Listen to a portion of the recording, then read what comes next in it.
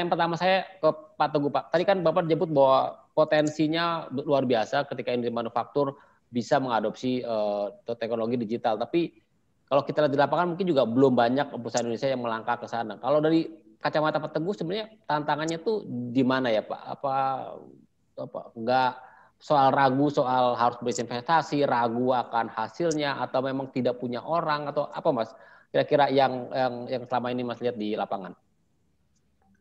Terima kasih Mas, dan mungkin tadi banyak pertanyaan yang ada di bawah juga ya, yang di kolom Q&A.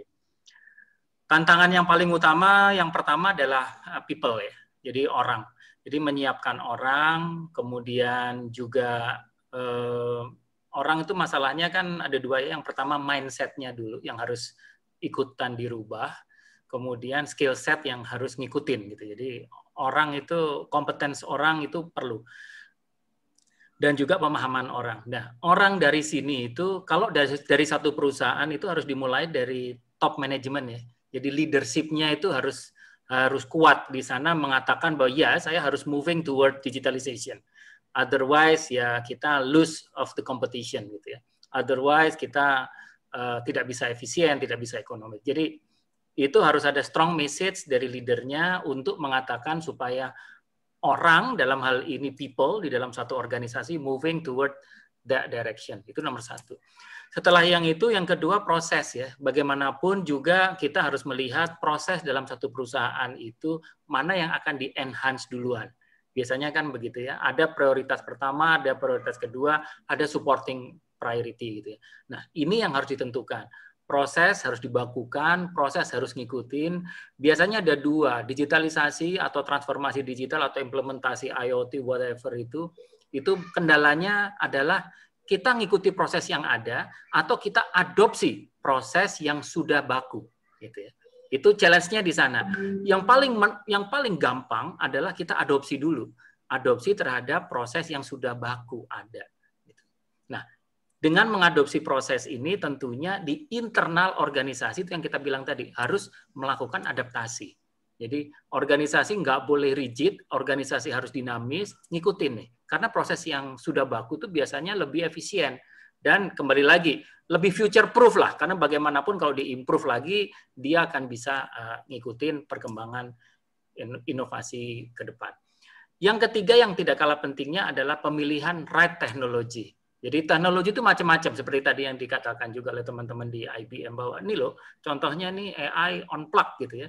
Ngapain sih Anda bikin lagi dari awal dan segala macam, which is cost-nya makin mahal gitu. Jadi right technology on the right place itu sangat dibutuhkan, dan jangan overkill juga gitu loh.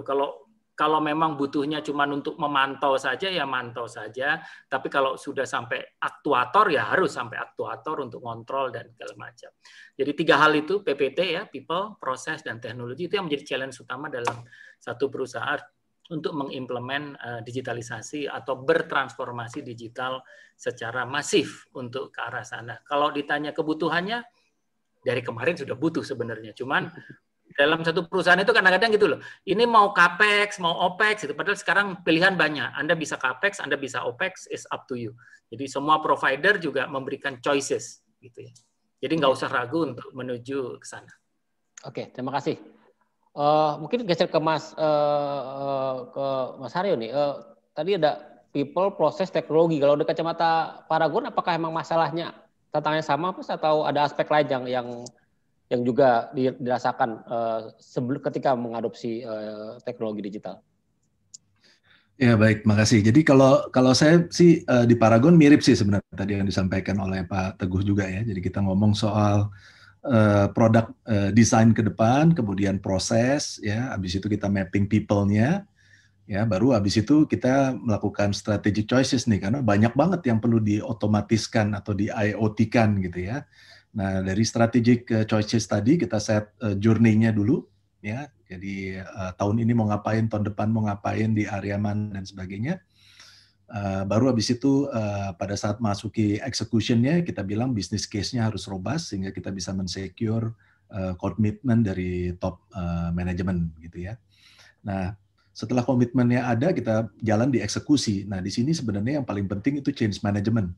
Karena change management-nya kan berkaitan dengan orang ya. Tadi saya sampaikan kalau komunikasinya salah aja, jangan-jangan bukan mereka tidak melihat sebagai opportunity ya, tapi melihatnya sebagai threat gitu.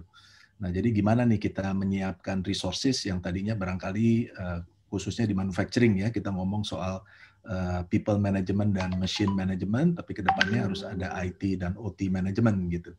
Nah, gimana kita mempersiapkan juga skill upgradation dari masing-masing person, terus kemudian juga bagaimana kita bermain dengan OD, organization development, sehingga kita bisa menempatkan the right people on the right place dan seterusnya gitu. Cuma tadi saya ada satu sedikit maaf Pak Teguh, nggak terlalu sepakat bahwa paling baik kita mengadopsi proses standar ya.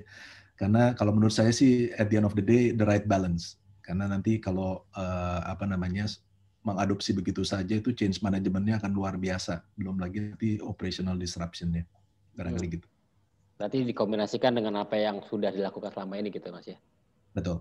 Tapi saya sepakat sekali dengan Pak Teguh bahwa dengan implementasi IoT ini sebenarnya adalah great opportunity buat kita benar-benar melihat lagi bisnis proses gitu ya. Jadi kadang-kadang apalagi company-company yang sudah sudah certified ISO gitu ya, itu jangan sampai overkill juga di bisnis proses.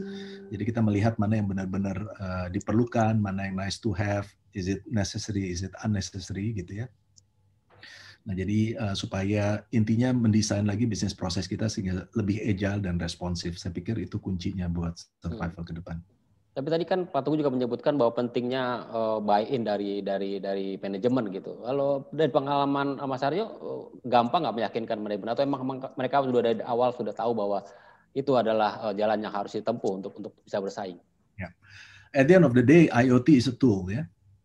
Jadi sukses kita akan tergantung dari seberapa committed dan energized orang-orang yang menjalankan bisnisnya gitu. Jadi yang penting sebenarnya pada saat kita sudah melakukan strategic choices, kita establish the journey gitu ya, sesuai dengan strategic choices tadi, business case-nya robust. Nah, itu yang penting untuk mensecure top management commitment. Karena at the end of the day pasti concern mereka adalah terutama supply chain ya, fungsi supply chain sebagai supporting function di many companies gitu. Kita memastikan bahwa apa yang kita janjikan dengan improvement dan juga return on investment-nya bisa terjadi. Oke, terima kasih Pak Yanto atas masukannya. Pak Haryo masukannya. Sekarang kita ke Pak Yanto nih. Kita kan kita asumsikan BOD adopsi bisa dilakukan. Nah, pertanyaannya tahapannya seperti apa tuh Mas? Karena saya pikir harus ada quick win ya, harus ada manfaat yang langsung tepat terasa sehingga manajemen juga iya nih investasi setelah saya keluarkan emang kelihatan hasilnya. Ada tahapan yang bisa disarankan Mas atas adopsi IoT AI ataupun berbagai teknologi digital lainnya? Iya, oke Pak Wisnu, quick win ya. Jadi saya setuju dengan pendapat Pak Teguh ya dan Pak Haryo.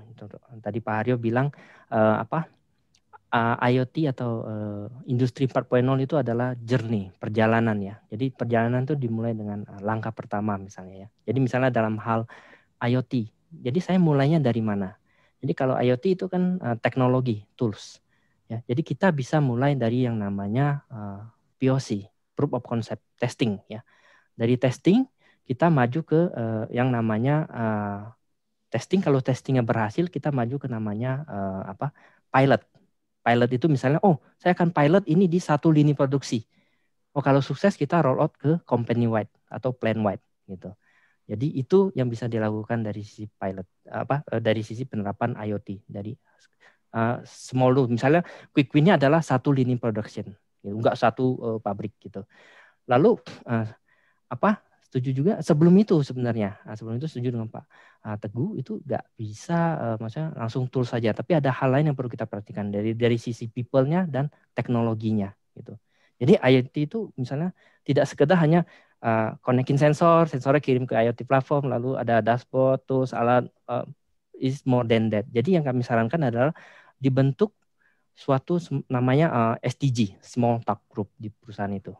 Jadi dimulai, jadi dalam Smart SDG ini ada personal resource dari IT, ada resource dari OT atau engineering. Dan juga bisa juga diundang dengan pihak eksternal, misalnya teknologi provider. Gunanya apa? Contohnya kita bahas IT dan OT engineering-nya. Jadi misalnya IT, saya ada solusi namanya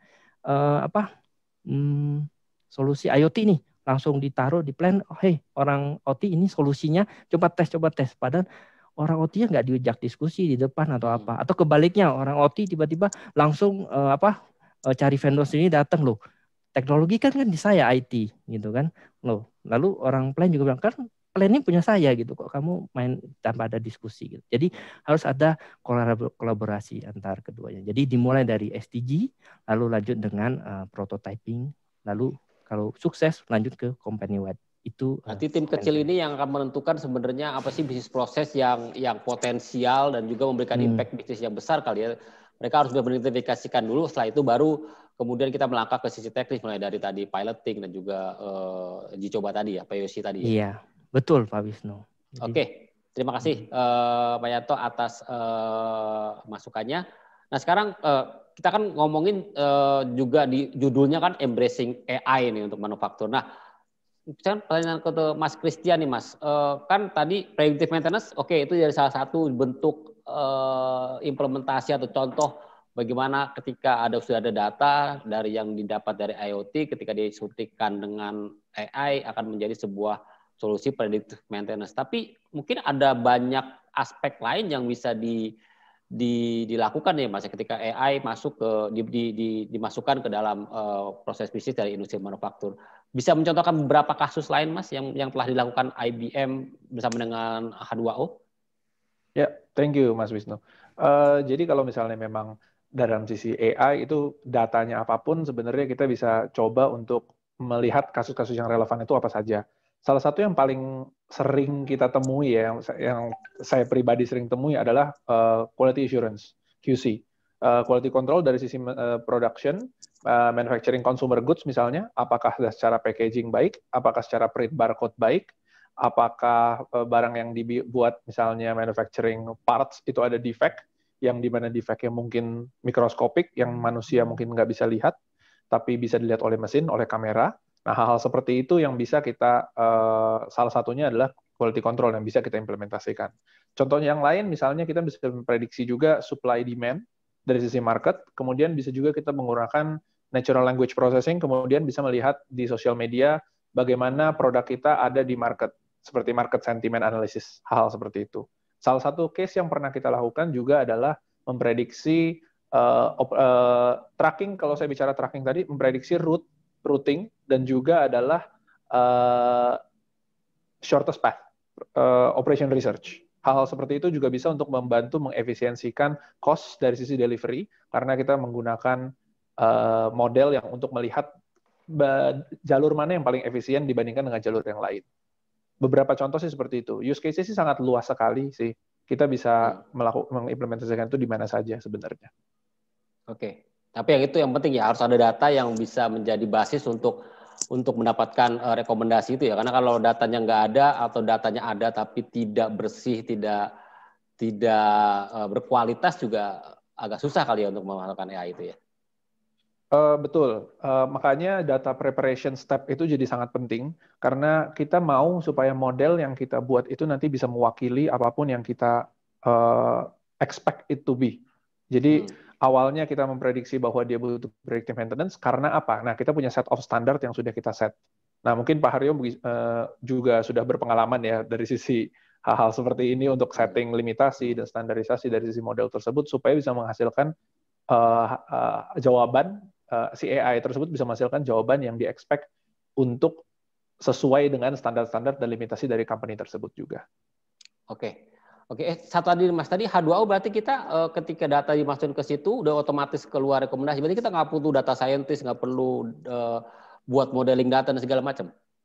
Oke, good question Mas. Jadi H2O ini tadi seperti yang saya mention, toolsnya adalah untuk data scientist dan non-data scientist. Di mana non-data scientist, contoh tadi saya ambil seperti saya gitu ya. Itu saya bisa membuat model tanpa perlu saya mengerti tentang model-model yang ada di built-in di H2O. Tapi tools ini akan bisa dimanfaatkan seoptimal-optimalnya kalau oleh data scientist. Karena dia bisa membantu data scientist melakukan misalnya visualisasi data yang tadinya harus dilakukan secara manual dengan melakukan coding misalnya. Nah, dia bisa tinggal kita klik, visualisasinya itu otomatis dikeluarkan. Jadi ini membantu data scientist untuk mempermudah sih. Dan apabila data scientist punya kemampuan untuk coding juga, dan dia memiliki code Python atau R misalnya, bahasa pemrograman yang biasa digunakan untuk machine learning, itu bisa di-embed ke dalam H2O supaya H2O menggunakan engine yang sudah dibuat oleh data scientist tersebut. Oh, oke. Berarti bisa dipakai yang data scientist maupun non data scientist. Oke, Yes. terima kasih.